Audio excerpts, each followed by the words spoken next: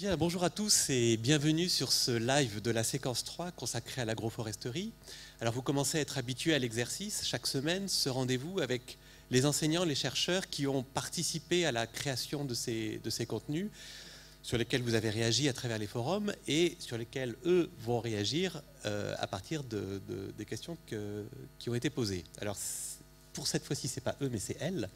On accueille deux personnes qui ont contribué à la création de cette ressource. Donc, juste à ma droite, Aurélie Mété, qui est enseignant-chercheur à Montpellier Supagro, agronome.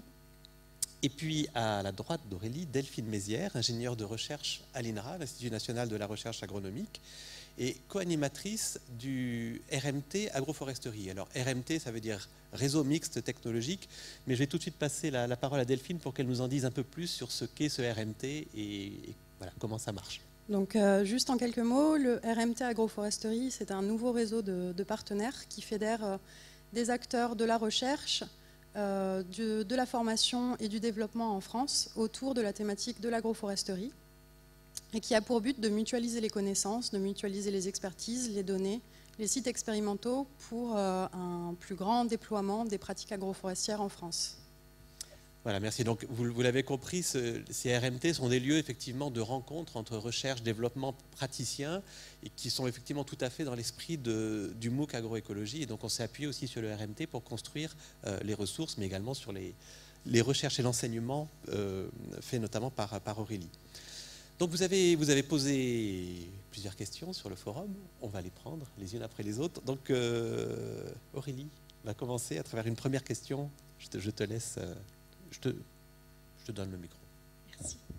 Bonjour à tous. Donc la première question qu'on va aborder est une question postée par Tédévo qui concerne la qualité des billes de bois.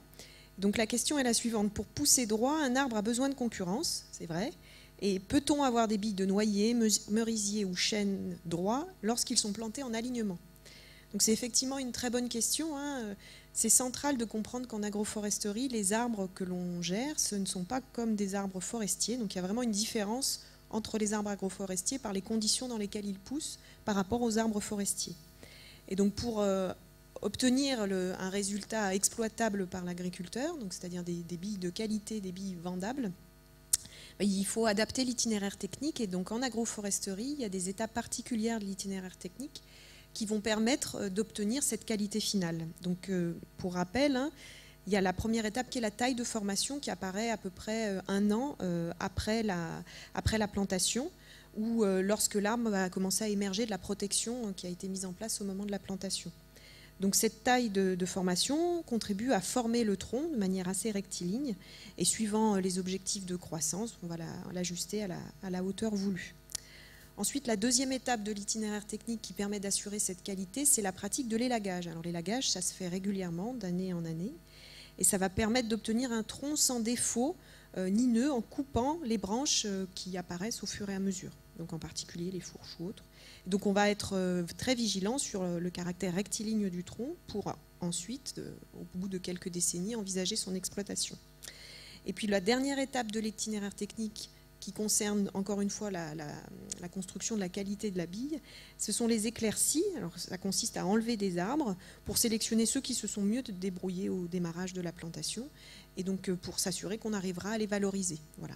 L'éclaircie peut aussi intervenir, ça a été le cas dans certaines expérimentations, pour éviter trop de compétition entre les arbres. Quand on se rend compte que les arbres ne poussent pas beaucoup du fait d'une trop grande densité, on peut être amené à faire des éclaircies. Donc voilà pour les réponses techniques, j'ai envie de dire. C'est important de savoir que ces éléments techniques ne sont pas forcément connus des agriculteurs qui se lancent en agroforesterie, c'est-à-dire ceux qui sont dans la démarche de « je plante des arbres dans mes cultures ». C'est pour ça que souvent, dans les formations qu'ils reçoivent, pour se préparer à l'agroforesterie, figurent ces formations sur la taille, sur l'élagage, sur l'éclaircie. Je vais laisser la parole à Delphine, au titre du RMT, qui pourra éclairer ce point. Oui, alors peut-être pas au titre du RMT, mais plus par rapport à ce qu'on entend en fait dans les chambres d'agriculture par les conseillers agroforestiers. Effectivement, c'est un nouveau métier à apprendre pour les agriculteurs et qui va également demander de s'adapter, notamment du point de vue de l'organisation du travail. Par exemple, l'élagage doit intervenir à des périodes assez précises qui peuvent gêner en fait le bon déroulement des autres opérations culturelles pour la culture. Donc voilà. Par exemple, si l'élagage tombe au mois est à faire à l'automne, il faudra veiller à bien s'organiser pour qu'il n'y ait pas de pic de travail avec l'ensilage du maïs ou les récoltes de cultures récoltées fin d'été et début d'automne. Merci. Donc, tu peux peut-être, Delphine, continuer sur une autre question sur la juglone. Alors, je profite de ce que j'ai la parole pour dire à ceux qui nous regardent, surtout n'hésitez pas, si vous le souhaitez, à poser des questions, à réagir par rapport à ce que disent Delphine ou Aurélie ou par rapport à des contenus de cette semaine qui vous ont interrogé ou voilà, vous posez des problèmes. Donc Delphine, je te laisse continuer sur la juglone. Oui, donc on avait une question posée par N. Dubelski, donc sur la juglone, qui s'interrogeait sur l'effet nocif de la juglone, qui est une substance produite par les noyers notamment, sur les cultures. Et alors en fait, on n'observe pas d'effet nocif en fait, de la juglone sur les cultures, alors même que effectivement, la juglone est un inhibiteur puissant de nombreuses fonctions physiologiques végétales, notamment la respiration des tissus végétaux. Mais il faut savoir que la juglone est une molécule très sensible à l'oxydation et que les travaux du sol répétés dans les cultures, dans les allées cultivées, détruisent en fait la molécule. Et pour l'instant, on n'observe pas de contre-indication à mettre des noyers en association avec des cultures. Tu veux dire du coup pour que je comprenne bien, c'est-à-dire qu'on voit effectivement sous les noyers, souvent il n'y a pas grand-chose qui pousse, mais à partir du moment où les noyers sont associés à des cultures et qu'on fait du travail du sol, la molécule responsable de cet effet inhibiteur ou herbicide qu'est la juglone n'est plus tellement active parce qu'elle est oxydée par les opérations de travail du sol de la culture. Effectivement, les opérations de travail du sol vont aérer en fait le sol. Et il y a aussi un élément que je n'ai pas dit, c'est que la juglone est très sensible à la lumière et est détruite par la lumière. Et donc dans les systèmes agroforestiers, les écartements en fait sont tels que la lumière peut passer et détruit donc cette juglone. Et d'ailleurs, on dit effectivement que rien ne pousse sous un noyer, mais que les jardiniers essayent d'éclaircir un petit peu leur noyer et ils verront qu'il n'y aura pas cet effet néfaste. Sur ce qui pousse. Je trouve que c'est une bonne illustration du fait que des processus connus en foresterie ou des processus connus en agronomie sont finalement changés par cette association entre arbre et culture, et le fait effectivement que la lumière pénètre plus ou qu'il y a un travail du sol change cet effet sur la juglone. Alors, Aurélie, tu as parlé tout à l'heure des questions de taille, de formation, etc. Il y avait une autre question, je crois, de Mandarine sur la récolte. Donc, poursuivons. On va s'en sortir. Alors, donc la question de Mandarine, effectivement, Mandarine 502, porte sur l'organisation de la récolte.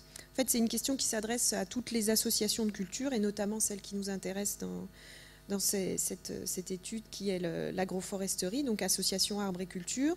Est-ce que le fait d'associer les arbres et les cultures ne rend pas plus difficile la récolte puisque les plantes sont mélangées dans la parcelle ? Alors donc moi je vais répondre pour la partie agroforesterie. Effectivement, on se retrouve avec deux itinéraires techniques, l'itinéraire technique des cultures intercalaires, l'itinéraire technique de l'arbre. En fait, la récolte, si on parle de la récolte des cultures intercalaires, elle n'est pas rendue spécialement plus difficile, à condition d'avoir anticipé les largeurs d'engins pour la récolte, la largeur de la moissonneuse-batteuse au niveau des largeurs des rangées d'arbres. Donc les rangées d'arbres sont espacées de 13 mètres, 15 mètres, de manière à être compatibles avec le passage des engins. Donc a priori, sur la culture intercalaire, la récolte n'est pas spécialement rendue plus difficile, peut-être des circulations qui sont à réfléchir vis-à-vis des arbres. Du point de vue de l'arbre, la récolte non plus n'est pas rendue spécialement plus difficile, je mesure mes mots, dans la mesure où elle n'intervient qu'au terme de l'association, c'est-à-dire qu'on attend plusieurs décennies suivant les espèces d'arbres pour récolter. Et donc on n'est pas dans une récolte synchronisée entre les arbres et les cultures chaque année, comme ça peut être le cas entre les associations culturelles. Donc voilà, la réponse est plutôt non en ce qui concerne l'agroforesterie. Et puis comme le disait Delphine tout à l'heure, pour ce qui est des interventions annuelles qu'on fait sur les arbres, je vous parlais tout à l'heure de l'élagage, Delphine en a reparlé, on peut tout à fait le positionner à une période où le sol n'est pas couvert par la culture intercalaire. Donc par exemple à l'automne, alors qu'on a déjà, en fin d'été, début d'automne, alors qu'on a déjà moissonné et qu'on n'a pas encore semé les cultures d'hiver, on peut positionner un certain nombre de travaux à la parcelle. Voilà. Et juste une question par rapport à si les arbres mis dans l'agroforesterie sont des arbres fruitiers, par exemple. À ce moment-là, la récolte, enfin, je suis d'accord avec toi quand tu dis on attend la fin de... Voilà, pour les arbres à bois, on attend la fin finalement de l'association pour récolter. Mais est-ce qu'il y a des exemples finalement où avec des arbres fruitiers, ça peut poser des problèmes d'avoir des associations avec des cultures ou avec du maraîchage ou... Alors sur l'étape de récolte, pas tant que ça. J'ai l'impression que c'est plutôt sur l'étape de gestion phytosanitaire. Je vais laisser la parole à Delphine. Oui, effectivement, sur la récolte, on n'observe pas forcément de gros problèmes en fait, de récolte des cultures maraîchères ou des fruitiers. Par exemple, dans des associations d'oliviers avec des cultures maraîchères, la récolte des olives se fait de manière traditionnelle avec des filets qu'on pose au sol. Et le problème de l'association maraîchage arbres fruitiers donc réside plutôt dans l'homologation, dans la protection phytosanitaire des arbres fruitiers, puisque les molécules autorisées pour la protection des arbres fruitiers ne sont pas forcément homologuées pour les cultures maraîchères. Donc là, on a un problème en fait, de compatibilité plutôt d'ordre réglementaire entre donc, les arbres fruitiers et les cultures maraîchères.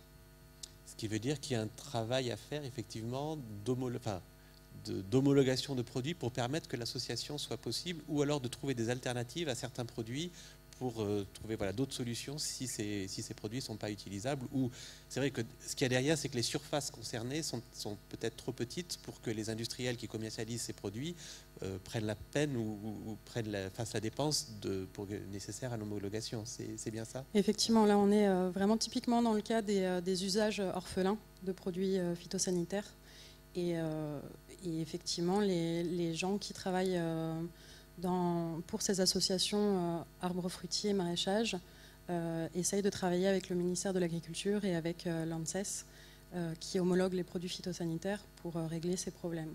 Après, ce qu'on peut plutôt envisager, enfin ça c'est un point réglementaire à traiter, mais c'est vrai que là on est dans un cadre d'association de pratiques agroécologiques et on espère viser plus favoriser en fait les régulations biologiques par des associations de différents végétaux pour essayer de s'affranchir en fait des produits phytosanitaires. C'est tout en particulier ce qui est présenté dans la séquence 3 sur puis le fait que les bandes des arbres sont aussi hébergées des auxiliaires par rapport à certains ravageurs des cultures, etc. Donc ça renvoie effectivement à la question à ce qui est présenté dans le MOOC. Il y a une question qui arrive, donc Aurélie. Mais avant, oui, peut-être je te repasse la parole, Delphine, sur une question qui porte sur l'agroforesterie et les pins. Et les pins des Landes. Et les pins des Landes. Alors c'est une question posée par Kitry qui demande s'il y a des possibilités d'agroforesterie en association avec des pins des Landes, d'associer culture et pins des Landes. Donc a priori, à notre connaissance, il n'y a pas d'impossibilité. Dans le Jura, par exemple, des bovins pâturent dans des forêts éclaircies de résineux.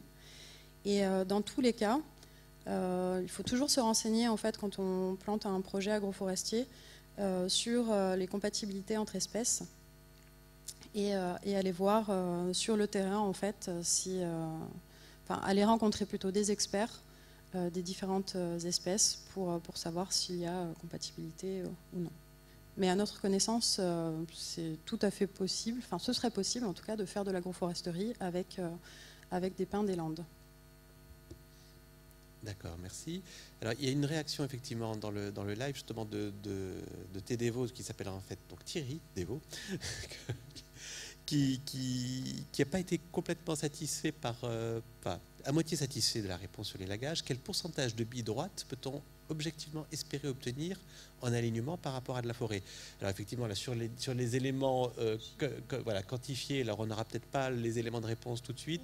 On pourra, je vous laisserai bien sûr répondre tous les deux, mais on pourra peut-être compléter sur les forums, parce que je vous rappelle, hein, ces lives sont un moment d'échange en direct pour aussi initier d'autres échanges qui vont se faire sur les forums et auxquels Aurélie et Delphine pourront répondre toute la suite de la séquence 3.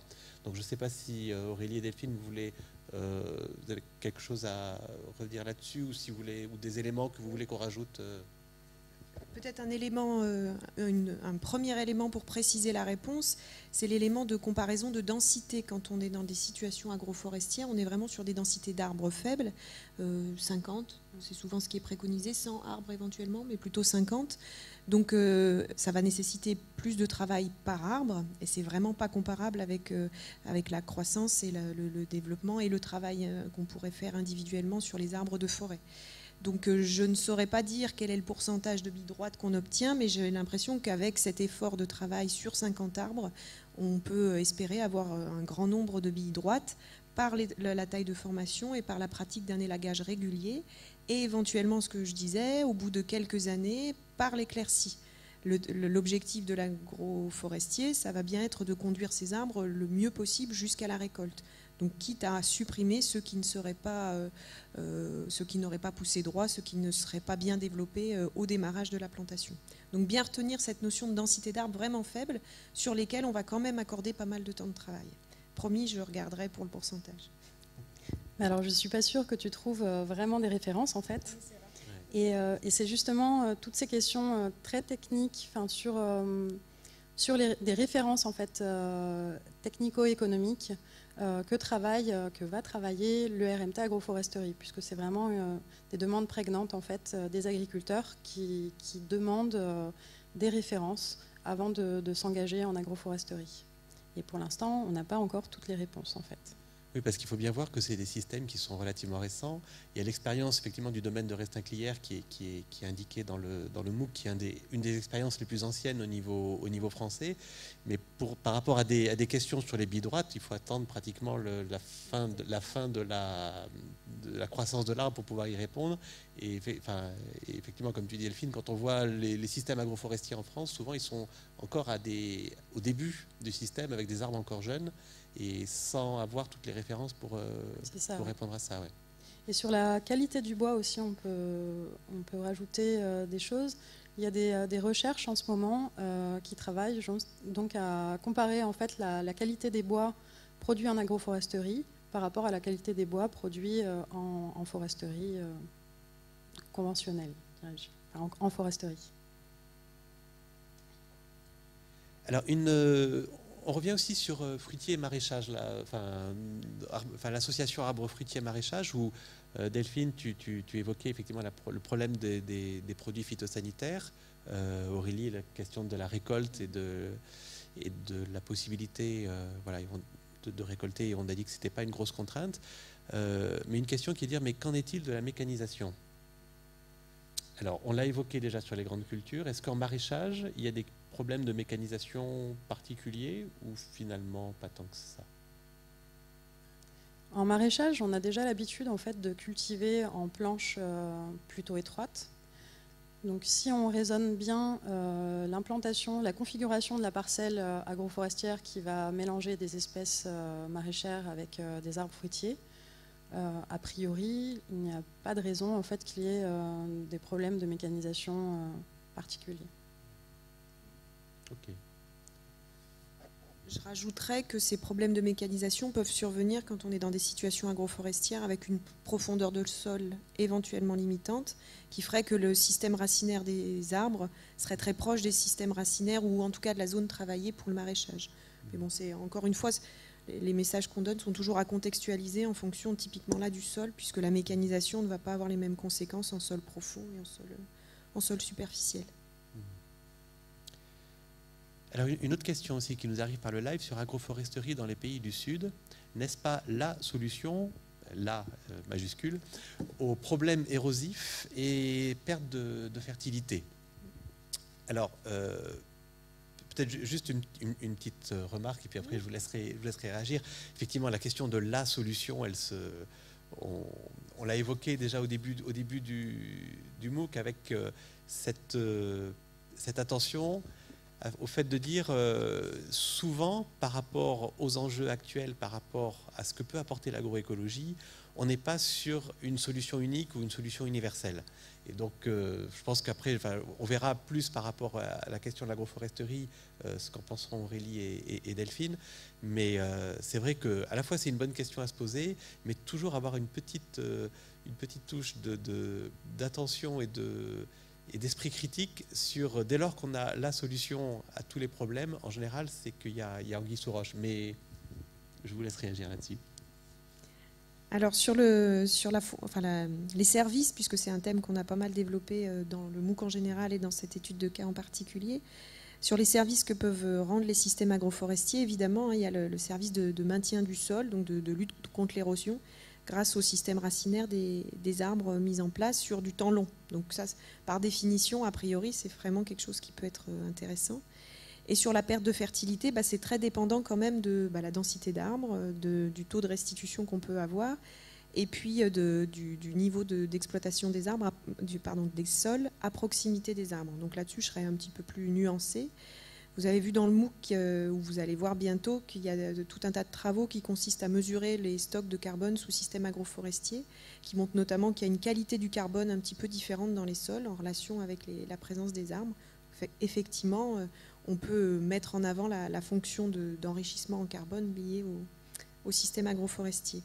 Et juste pour illustrer un peu mon propos, vous avez vu dans les exemples qu'on vous a proposés avec Delphine d'agroforesterie, il y avait celui des systèmes caféiers au Costa Rica, donc des caféiers qui poussent sous des arbres d'ombrage et qui sont particulièrement intéressants pour les producteurs parce qu'ils sont implantés dans des bassins versants avec des fortes pentes et un risque érosif important. Donc un des facteurs de développement et un des facteurs sur lesquels les agronomes insistent pour la conception de ces systèmes agroforestiers, c'est leur capacité à limiter l'érosion. Voilà. Et donc j'ai en tête, alors je pourrais être un tout petit peu plus précise, mais une étude qui était commanditée par un barrage, c'est ça Delphine ?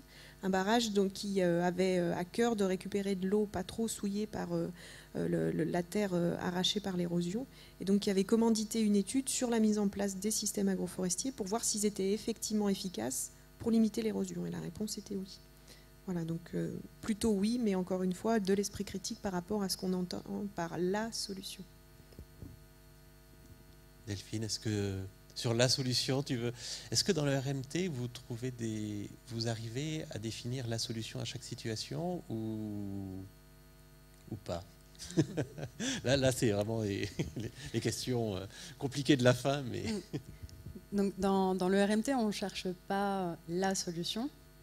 Par contre, dans les discussions qu'on a entre partenaires, ce qui revient le plus fréquemment, c'est que l'agroforesterie, ce n'est pas une recette de cuisine, tout comme les systèmes de culture innovants en règle générale, de toute façon.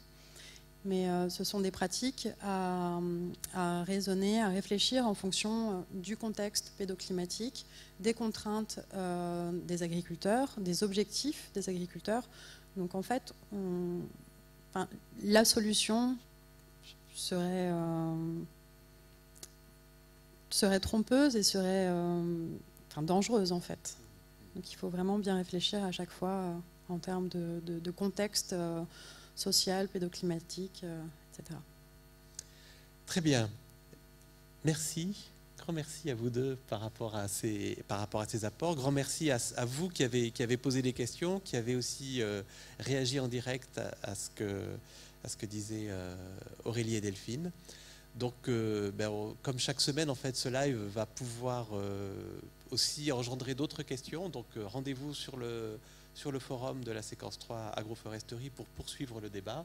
Et Aurélie et Delphine continueront à interagir avec vous, là, mais de manière écrite à travers ce forum. Merci beaucoup à vous deux. Vous êtes prêtés à cet exercice toujours un petit peu compliqué, mais avec beaucoup de réussite. Et à très bientôt à vous et bonne fin de semaine. Au revoir.